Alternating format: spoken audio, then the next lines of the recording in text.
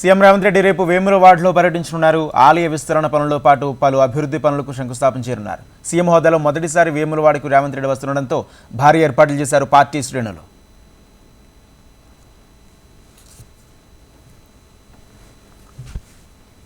వేములవాడ ఆలయ అభివృద్ధిని సీరియస్గా తీసుకున్న కాంగ్రెస్ ప్రభుత్వం తమ మార్క్ ఉండేలా పెద్ద ఎత్తున అభివృద్ధికి ప్రణాళికలు సిద్ధం చేసింది. గత ప్రభుత్వం యాదాద్రి అభివృద్ధి చేసి తమ మార్క్ చూపించినట్లుగానే వేములవాడ రాజన్న ఆలయ అభివృద్ధి పనులను కాంగ్రెస్ భావిస్తుంది.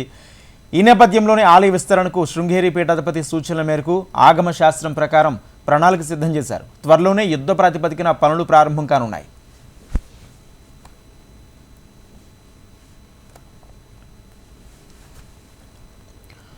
ఉదయం వేములవాడకు రానున్న సీఎం రేవంత్ ముందుగా శ్రీ రాజరాజేశ్వరి స్వామివారి దర్శనం చేసుకోనున్నారు. రాజన్న ఆలయంలో ప్రత్యేక పూజలు నిర్వహించనున్నారు.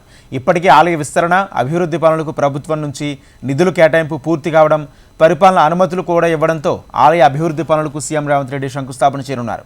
ఆ తర్వాత స్థానికంగా నేతన్నల కోసం ఏర్పాటు చేసిన నూలు డిపో నిర్మాణానికి శంకుస్థాపన చేస్తారు.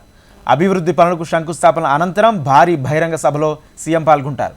ఈ నేపథ్యంలో ఏర్పాట్లు ముమ్మరంగా సాగుతున్నాయి.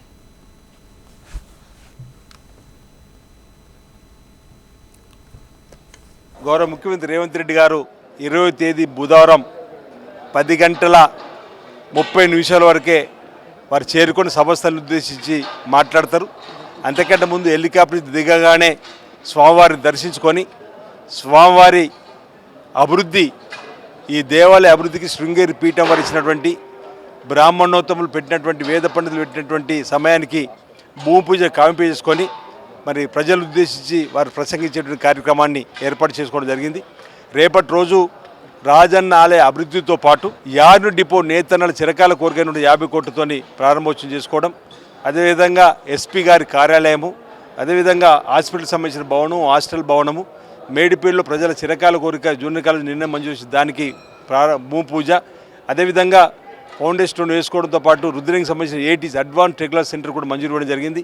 ఈరోజు సాంకేతిక విద్యకు సంబంధించిన అంశంలో అది కూడా భూమి పూజ చేసుకొని ఇంకా పలు కార్యక్రమాలు చేసుకొని 10:30కు సభస్థలికి వారు చేరుకుంటారు. కాబట్టి పెద్ద ఎత్తున ప్రజలు తరలి రావాల్సిందిగా, ఈ సభను విజయవంతం చేయాల్సిందిగా పేరు విజ్ఞప్తి చేస్తాను.